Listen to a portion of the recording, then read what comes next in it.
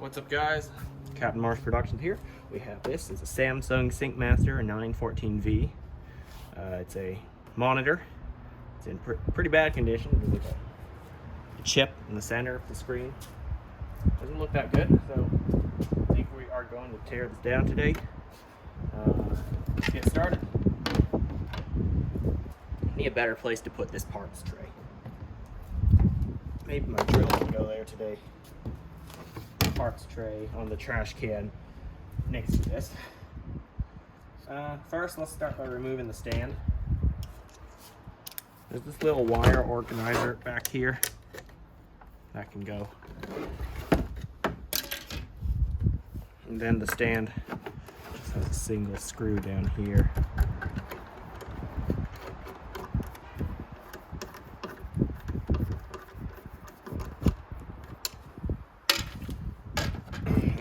For some reason, some extra screws.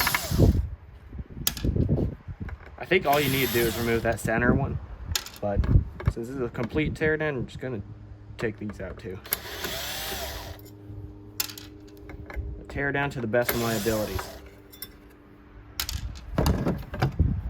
Yep, this must just be like a weight as like a base. Here's the actual stand. Throw it on the floor. And then we have some more bits and pieces there. Maybe just take the stand off first. Flipping the monitor over.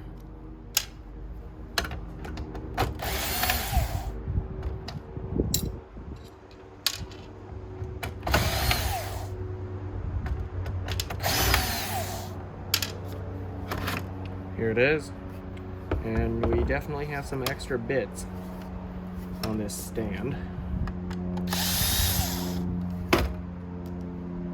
Why did they have to overcomplicate the stand?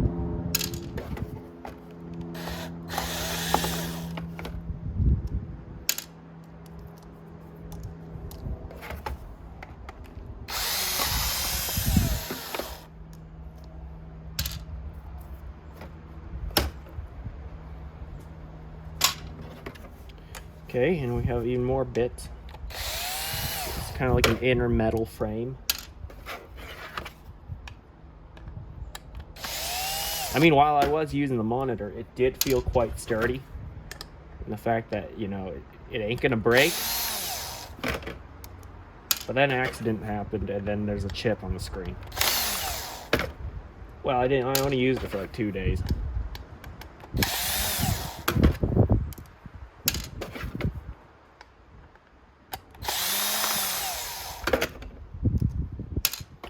Okay, so here's the part that allows you to tilt the screen. There it is. And then here's the metal support. And then here's a plastic section.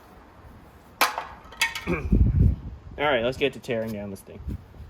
2 screws at the bottom.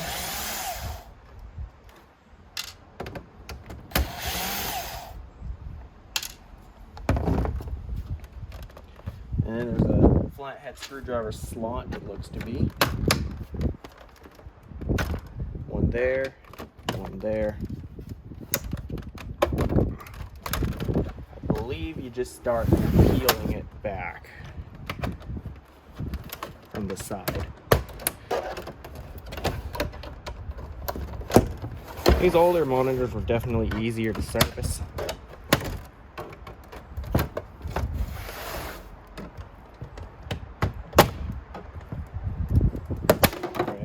Gone. There's a bit of melted plastic around this. I'm not going to bother removing it. And here's kind of the bulk of the display.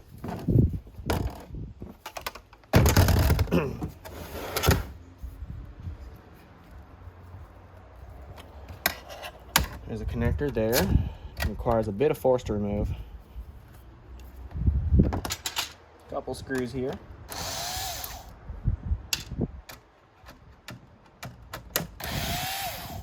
That's for the controller panel thing you use to like change the brightness and stuff like that.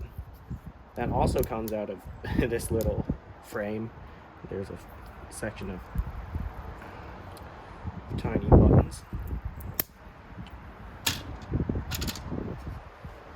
I think the whole display should just lift out. Yep. Comes out the frame like that. There it is. Technology, the industry's on its way to like very thin bezels. This thing just has like 1 inch thick bezels.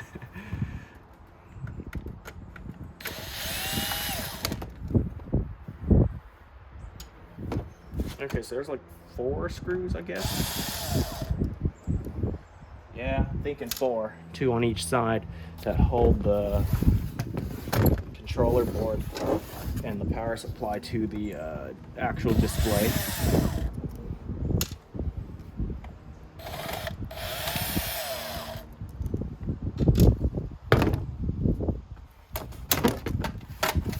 Yeah, the top I don't believe has any.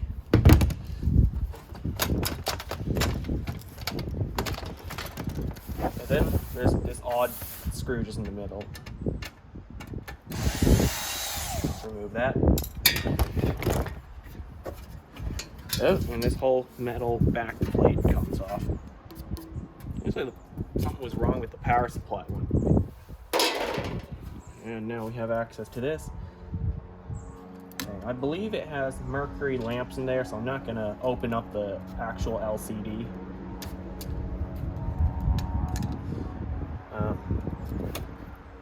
Don't really want to inhale any mercury today. Not in the mood for it.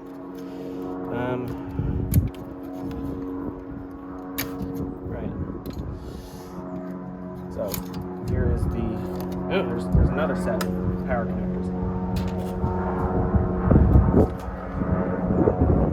Look at those. You hear that? It's those like single propeller planes going by. Those private planes. Just loud.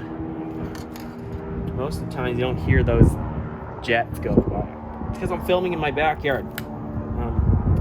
There's no place to film inside currently, inside the house. So I have to hear those little private planes go by.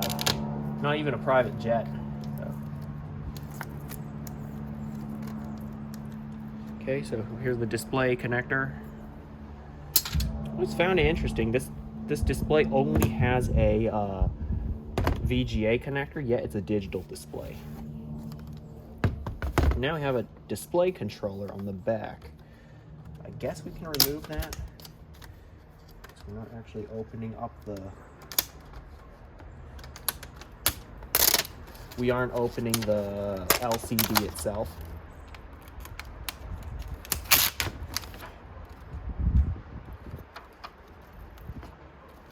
Our ribbon cable going there.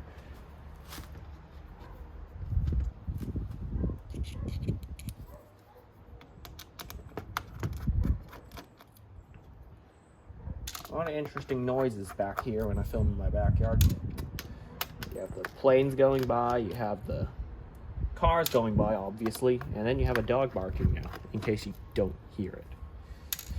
Okay, there it is. I can't easily remove it without destroying much, so yeah, we're gonna destroy some.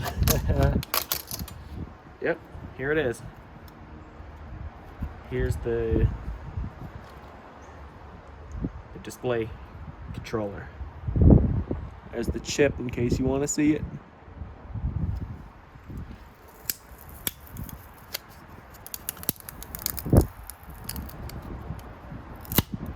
There's half the chip. Okay, well, that's as much as I'm going to do for the display. That side.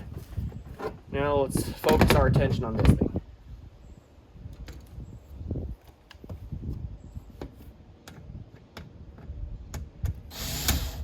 Take out the power supply first, because why not? It might still have high voltage, but last time I turned this on was over a couple weeks ago. I think it should be fine. I don't know.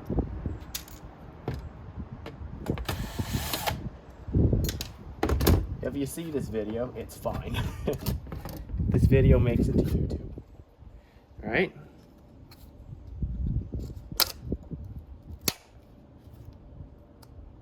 There's some insulating material there. And here's the power supply board. And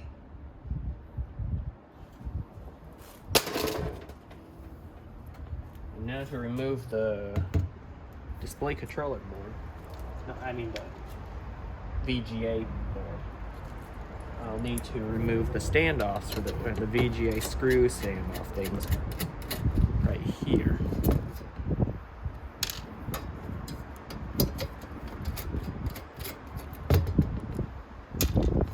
Right. In addition, I'll need to unscrew the 2 screws holding it on.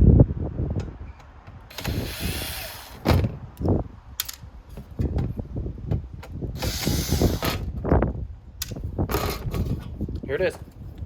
I'm surprised. It almost looks like they have another space here, like they didn't solder the pins there for like a DVI connector or something. Like, at least DVI is digital. Here, these analog things, when I hooked it up to my computer, I had to manually adjust the HV position, you know? Whatever it's called, the HV thing. Because like part of this display was like off to the right or something. Like if my hand is supposed to be just like by the edge of the display, it's like there, and then I have to move the display back into view. So yeah, that's interesting. This probably controls it. And they did have potential to put they probably had potential to put a digital display there. Whatever. All displays sold nowadays, I'm pretty sure they have at least one digital port. HDMI, DVI, display port, all the goods. Okay, that's it for this video. Thanks for watching. If you found it helpful or found it interesting, please remember to like, comment, and subscribe, and I'll see you next time.